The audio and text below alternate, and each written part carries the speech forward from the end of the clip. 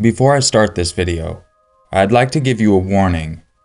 This video may cause flashbacks if you've been through a school shooting, or even if you've been in the military, or anything to do with any type of shooting. Viewer discretion is advised. If you would like to skip the story and hear tips that might save your life in one of these instances, I'll have a timestamp in the description, as well as in the comments. At the end of this video, I also touch on why I did a story like this, as well as a way you can donate to the recent school shooting at the South Umpqua Community College in Roseburg, Oregon. Once again, I would like to warn you, this may be a trigger for some viewers. Viewer discretion is advised. Let's begin. I can remember everything from that day, the 7th of April 2011. I was 13 and lived in Relenjo, Rio de Janeiro. I woke up and didn't want to go to school, so I was dawdling. My mother said, "You have to go, even if you're late." I was in Portuguese class when we heard a sudden noise. It sounded like firecrackers, and someone said not to worry, that someone had probably set them off in the playground. But the noise continued, and we started to realize something was wrong. This wasn't firecrackers. There was a window in each room, so I could see into the next class. I saw everyone running to get out. I went to the door, and I saw a young man with a gun just shooting people. I went to run, but I found I couldn't move my legs.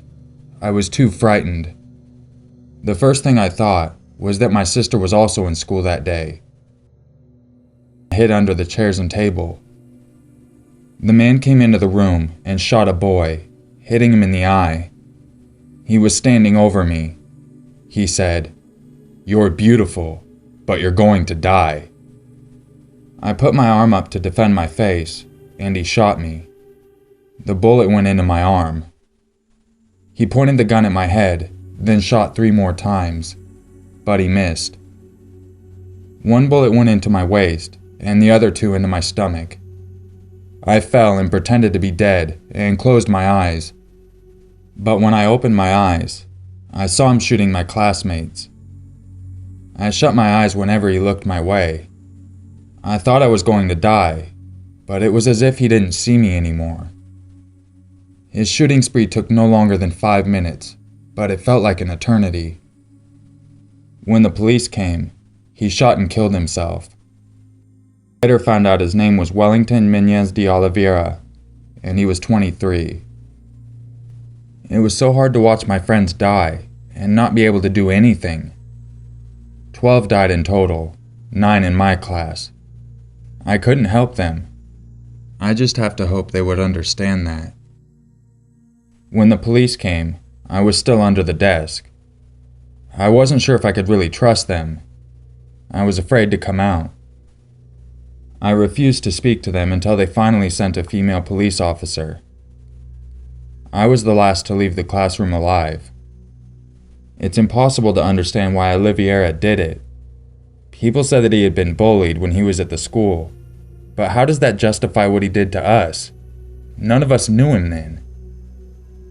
I was in the hospital for 3 months, and the first year after the attack was very hard. I was depressed. The doctors thought I would be paralyzed from the waist down, because one of the 4 bullets reached my spine and damaged my spinal cord, but I was determined to not listen to them.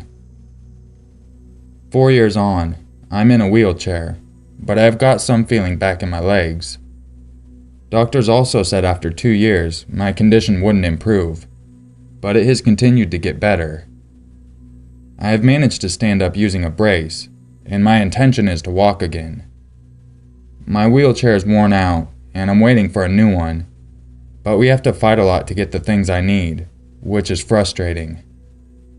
I always wanted to be an athlete, and now I'm back at school and have learned to paracanoe. I feel free out on the water, where everyone is the same. I'd like to be in the Paralympics, but they aren't including my category of paracanoeing for Rio 2016. Who knows for 2020? There's time to train. Next year, I want to learn to dive, and then I'd like to study law at a university and eventually become a police chief. I still have days that I don't want to get out of bed, but I think that's normal for a teenager. The bullet is still in my arm. When the weather changes, I can feel it. It's impossible to forget about what happened, but I know it could have been worse for me. I don't like to go to the vigils they hold on the anniversary. I have enough pain of my own. I don't want to see all those mothers suffering. I want to make the most of life. I survived, and I will continue to fight for my future.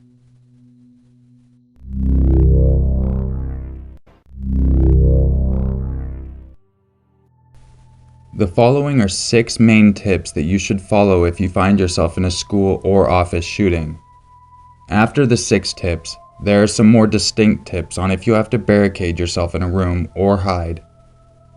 I hope you're never going to need these, but it's better to have the knowledge and not need it than not have it and need it. Number 1. Decide if you should run, hide, or fight. If you were able to run away from the shooter in a reasonable amount of time, then it's time to start running as fast as you can. Though you may freeze and be too scared to do anything, remind yourself that runners have a higher survival rate in a shooting. If you can't run away because the shooter is too close, or because you're responsible for a group of small children, for example, then you should decide whether you have enough time to barricade yourself in a room before you hide. If you don't have time to barricade yourself, then worry about hiding. If the shooter attacks you, you'll have to fight them. This will be your only chance at survival. Number 2. Run away if you can. If you hear shots in the distance, but feel that you can run or escape reasonably safely, then it should be time to plan your escape path. Though you may freeze when you hear the sound of bullets, you need to be able to react immediately and see if running is your best option. Runners have a higher success rate in shootings than people who hide. So if you feel the shooter is far enough away for you to make a run for it, now is your chance. If the shooter is in close proximity to you, whether he's running up the hall or outside your door, then you're going to need to hide. Reacting immediately is crucial to this situation, whether you're running or hiding. Don't freeze up and delay your reaction. This may not give you enough time to run away, even though that may have been your best option. Freezing can force you to end up hiding, which may not be your best move. Number 3. Make yourself a difficult target to hit. Run in a zigzag pattern or crouch down as you run. Though your first instinct will be to run straight ahead, since you'll be running for your life, you should run a zigzag pattern to minimize your chances of being shot. If the shooter approaches at a distance and aims his gun at you, you'll be harder to shoot if you're not running in a straight path that gives him time to aim his gun. You are also harder to hit if you are sideways instead of with your back facing him. You can also crouch down as you run, so it's more difficult to shoot you. Run as fast as you can and try to run in a zigzag pattern or crouch at the same time. But if this is slowing you down or disorienting you, just run forward. Number 4. Forget your belongings. If you've determined it's best to run, then forget your wallet, your purse, or your cell phone. Though your first instinct may be to take your possessions with you, none of them are as important as your life. Number 5. Bring people with you. As you're running, encourage others to run. If someone looks disoriented or too scared to move, grab that person and drag them with you. Tell the people that running is crucial to your survival. If you're running in a bigger group, it'll be harder to target you individually, and you'll have strength in numbers if you do run up against the shooter. And number 6. Cover your tracks if you can. If you have time, grab a fire extinguisher and create a path of smoke behind you, so the shooter will have a harder time pursuing you. Keep the extinguisher and other sharp objects that can be used as weapons if you face the shooter. But don't waste time looking for weapons or ways to cover your tracks if it'll keep you from escaping. If you have to hide, here are a few tips that could help you out. turn off the lights. Immediately turn off the lights in the room where you are. This will disorient the shooter and make it look less likely that there are people in the room where you are. Lock and barricade the door. Lock the door immediately and do anything you can to make it more difficult for the shooter to enter. Remember, most shooters only have a few minutes before the police show up, and they're not interested in taking the path of most resistance. Lock the door, place a doorstop on it, and place all heavy furniture like desks and chairs in front of the door immediately to deter the shooter. If the shooter is approaching, get away from the door as soon as you can to keep yourself from being shot through the door.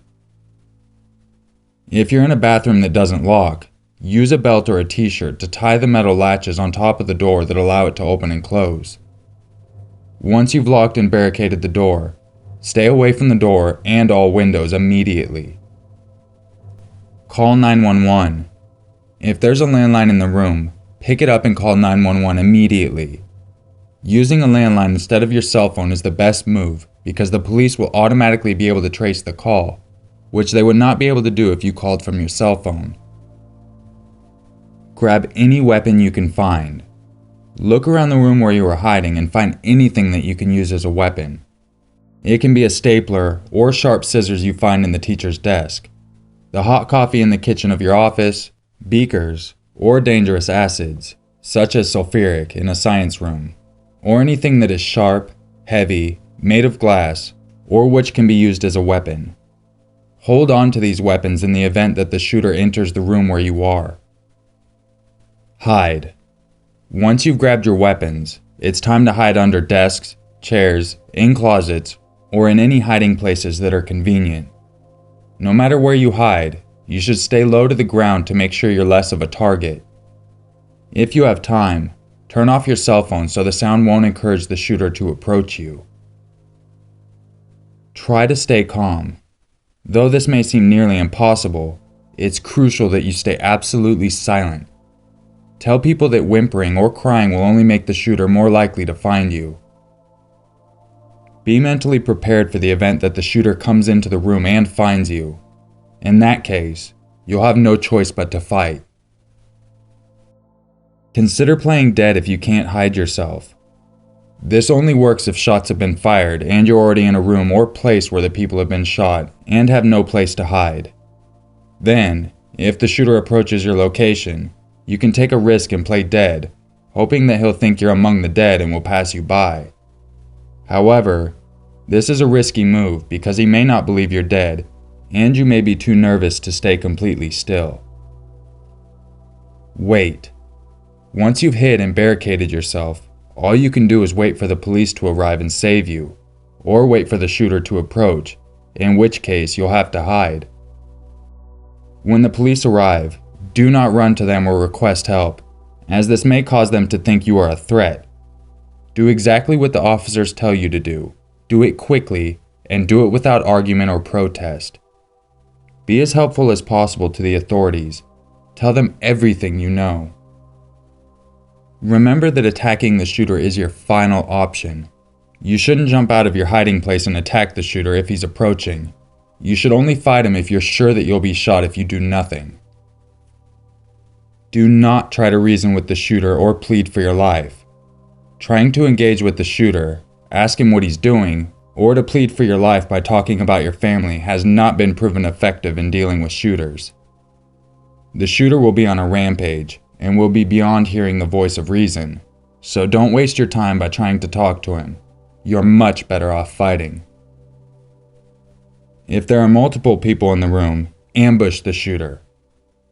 If there are multiple people in the room and he can see all of them, then you should all try to attack him at once, throwing objects and doing everything you can to render him powerless.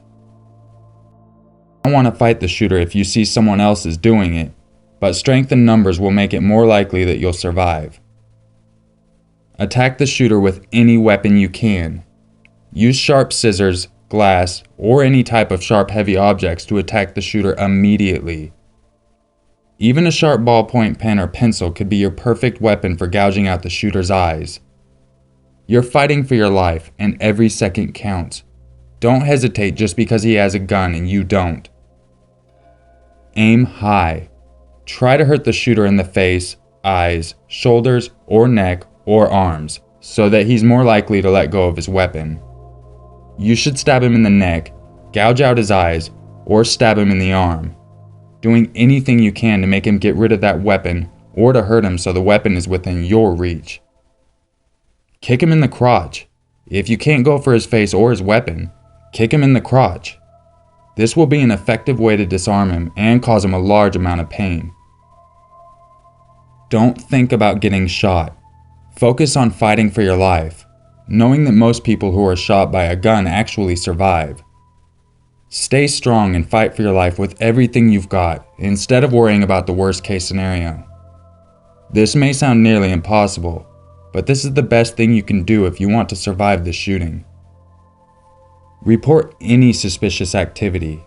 Keep alert. Always report suspicious incidents to the authorities. If a student or coworker talks about killing people or threatens to bring a knife or a gun to school, report this to a teacher or law enforcement. You may prevent a disaster by doing so. Many shooters often announce their plans ahead of schedule as a way of showing off. Do not take their behavior lightly or as a joke and report it immediately. Be aware of your school or workplace's lockdown procedure. Every school and office has some kind of lockdown procedure that stipulates how doors should be locked, where people should hide, and how the authorities should be called. So if you'd like to be prepared for a shooting, be familiar with your workplace's standard procedure when it comes to shootings. Unfortunately, it may be difficult to follow protocol exactly in the event of a shooting, but knowing what it is can help you react in the most helpful way possible. Be prepared for a shooting. Though you should not bring a weapon to school or to the workplace just in case there is a shooting, if you'd like to be prepared, you should take self-defense classes or other classes that will teach you how to fight off an attacker in the event of an attack or shooting. Knowing a few fighting tricks can help you feel more confident in the event that you have no choice but to attack a shooter. Wait for the police or emergency crew to assess the situation. Do not reveal your position or run to the officers. This action may create confusion and the officers may open fire on you. Patiently wait for the rescue crew to bring the situation under control. If you are wounded, wait for a paramedic or firefighter so they can send you to the hospital. Police or military instructions. When you're leaving the building, a police officer or soldier will escort you to the exit. Leave the area immediately if you are able. In my most recent Q&A, I guess I had missed a question asking where I went to college. Well, it turns out I actually went to college at South Umpqua Community College, where the recent school shooting took place. Though it's been years since I've attended that college, it's still a little creepy that I actually attended that college. I don't know why, but it almost makes it feel like it's a little more personal. I do have friends still in the area, and thankfully none of them were attending college at the time. This has been something that's been happening for quite a while. It seems like it's going to be stopping anytime soon. I really hope none of you need to use the tips that I provided, but on the off chance you do, I hope they would really help you out, and maybe even save your life. I've also done some research, and if you would like to hear more about the Umpqua school shooting, I'll have a link in the description. In the description, I will also include a link to donate to the families affected. If you were able to help, I know the families would really appreciate it. It won't bring back their kids or loved ones, but I know firsthand that it will help with the stress of the funeral. They are not cheap. You can also donate via text, and I'll have the information on the screen now, as well as in the description. If you do send the text, you will get a message back to a link. If you click that link, you can register your phone and pay through there, or you can click the Donate Now option and pay via PayPal. I hope you all have a great Monday, and try to stay safe out there. This world is a fucked up place. I'll see you guys tomorrow for another video, and just remember, it's always scarier if it's true.